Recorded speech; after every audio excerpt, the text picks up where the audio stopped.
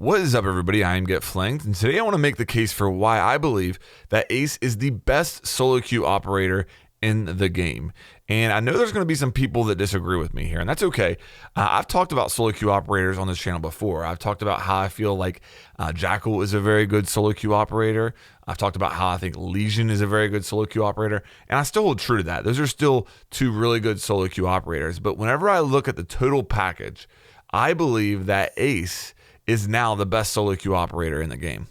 So why do I feel that way? Well, whenever I think of what makes a good solo queue operator, especially on attack, I think that versatility is probably the number one trait of what makes a good solo queue operator versus a bad one. And it's a little bit different on defense. For example, whenever I've mentioned that Legion is a good solo queue defender, part of that is versatility, but a big part of that is just that you can get information from his goo mines without relying on teammates to make callouts. That's a big motivation for putting him so high as a solo queue operator on defense. But when it comes to attack, it's a little bit different. When it comes to attack, I think that versatility is first and foremost the number one trait you need in a solo queue operator on attack. And when it comes to versatility, I don't think that there is an operator in the game that has a more versatile kit than what Ace does. When you look at Ace, he can hard breach. He can hard breach from distance. One of only two operators that can do that. He can hard breach vertically, which is super underrated, and we're going to go into that more in depth later in the video, but he's the only operator that can hard breach vertically. He can bring smokes to do a smoke plant or a smoke execute. He can bring breaching charges to play vertically if you need that. And if all else fails, he's got one of, if not the best gun in the game in the AK-12, so he can just go out and frag out if he needs to. And the reason I say one of the best guns in the game is because the G8 with angle grip right now is kind of taking the throne of the best gun in the game probably right now, but the AK-12 is definitely up there. So when you look at Ace's kit, I don't think there's a more versatile kit in the entire game.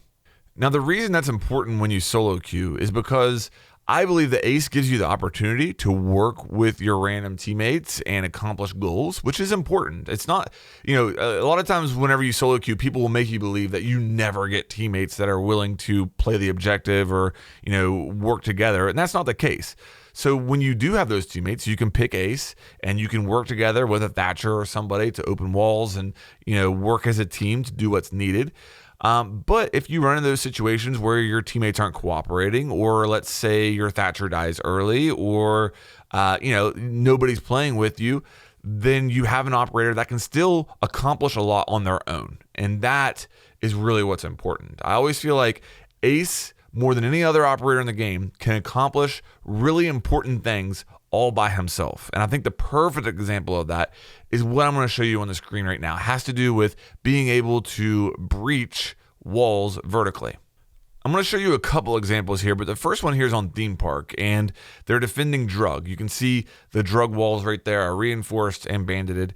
And what I can do is actually go up above into Cafe, open a line of sight using his gadget. Ideally, I would use breaching charges if I had that equipped, but even if I don't have breaching charges equipped, I can still accomplish this. So I'm going to open a line of sight with his gadget. I'm going to get rid of the bandit charges off the wall with that line of sight. And then from there, I'm going to throw his gadget through the floor and open that wall without ever having to be down there. And that is pretty amazing. Not only did I get rid of the bandit charges, so I didn't need a Thatcher, but I also was able to open the wall from up there as well, which is huge. That's just amazing. In the next example, you're going to see on Oregon, if they're defending the upstairs objective, I can actually go down below this master bedroom wall. From Classroom, I can open again a line of sight using his gadget, and actually in the process get rid of the bandit batteries, because this time we're going above. So the explosion gets rid of the bandit batteries, and then I can open another line of sight and throw the gadget up, open the wall. Now granted, in both of those examples, I used all three of my gadgets, but I opened a key wall by myself. And also keep in mind that if, like on the master bedroom example there in Oregon, if I just wanted to get rid of the bandit batteries and then go up to master bedroom and open the wall from there, then I wouldn't have to use all three. So lots of flexibility there. I'm not saying that I'm doing it in the most efficient way possible. I just wanted to show two examples of what I mean by being able to breach vertically, and also examples of how self-sufficient he can be. If your Thatcher gets spawn peeked, I could still, as Ace, go and accomplish a big part of the objective of putting pressure on this site all by myself. No Thatcher needed.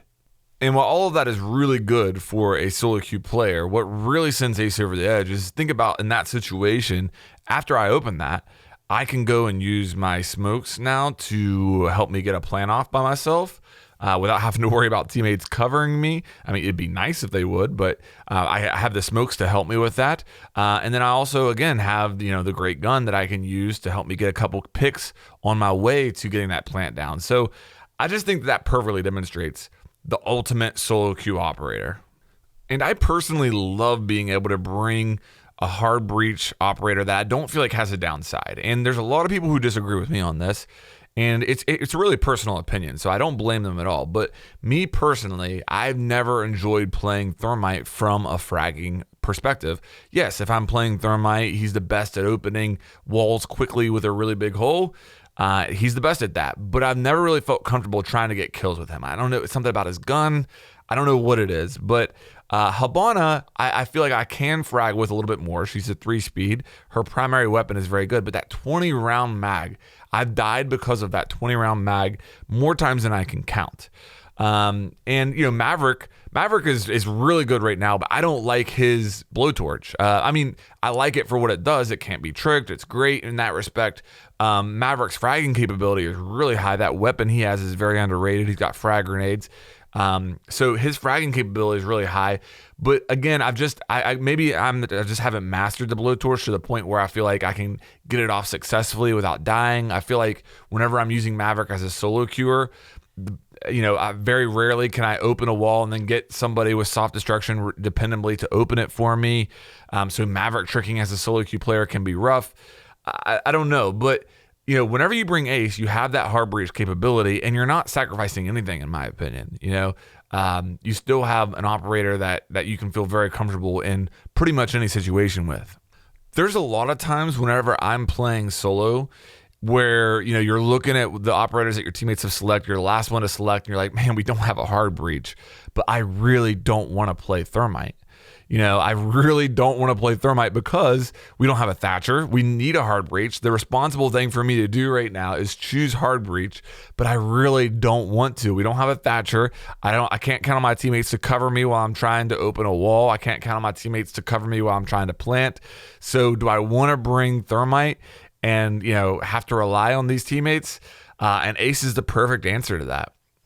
To talk a little bit now about why I put Ace above Jackal, which I believe Jackal was my highest rated solo queue operator before this. I mean, first of all, Jackal's always banned, so how realistic is it that you're going to get to play him? But the other thing I would say is that ability to bring a hard breach without sacrificing anything is really what sends Ace above Jackal. Jackal has some things that he does better than Ace. I think that Jackal's ability to get information is really good. The fact that he has a soft destruction shotgun is a really strong characteristic, whereas with Ace, you've got to bring the breaching charges. So with Jackal, you can bring that shotgun, do soft destruction, and you can also bring smokes, whereas with Ace, it's one or the other, breaching charges or smokes. Granted, his gadget does do a little bit of soft destruction potentially as far as vertical. So it's a trade-off there. There are some perks to Jackal over Ace. Don't get me wrong here. But I think that when you look at everything as a whole, the fact that you can bring that hard breach without feeling like you're handicapping yourself is what really sends Ace over the edge.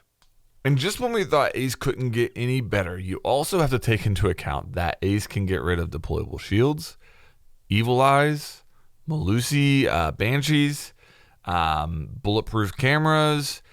He can get rid of all of that stuff with his gadget, depending on the surface that it's on. That's important to note here. But he does have the capability of that. Deployable shields he can get rid of no matter what. Well, unless it's electrified from behind or something like that. But so yeah, I mean, if you're a solo queue player, you run into a deployable shield, you have an operator who has the potential of getting rid of some of that utility. That's a big deal. And the reason I threw it in here at the end is because, again, it depends on the surface. It depends on the circumstance. Also, if there's an ADS in the way, you could need some help with that. So it's not as foolproof as the other things that I've mentioned here, but the potential's there. And that's another awesome part. Another thing that should be mentioned here is his ability to soft breach. He can put big holes in soft walls, which is, nice. His gadget obviously is more thought of for breaching hard walls, but it can do the same thing on soft walls, which could get you out of a pinch. Could be useful in some situations. So there's that as well. All in all, I think that I've made a pretty good case for Ace here when you factor all of this stuff in. And if you're somebody who enjoys solo queuing, then definitely give Ace a try. I think you'll find that he fits your what you need for the majority of the rounds, and is an operator that you can have a lot of success with. So guys, if you enjoyed this, please make sure that you like and subscribe, and I'll have more coming your way here soon.